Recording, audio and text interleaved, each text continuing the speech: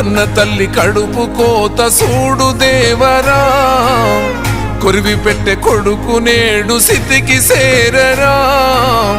బూడిదైపోతూ ఉంటే ఎట్టా బతుకరా ముల్లోకాలు ఏలే శంకర మూడో కన్ను తెరిసినవా కన్న కొడుకు ప్రాణం తీసి కడుపు కోతనిచ్చినవా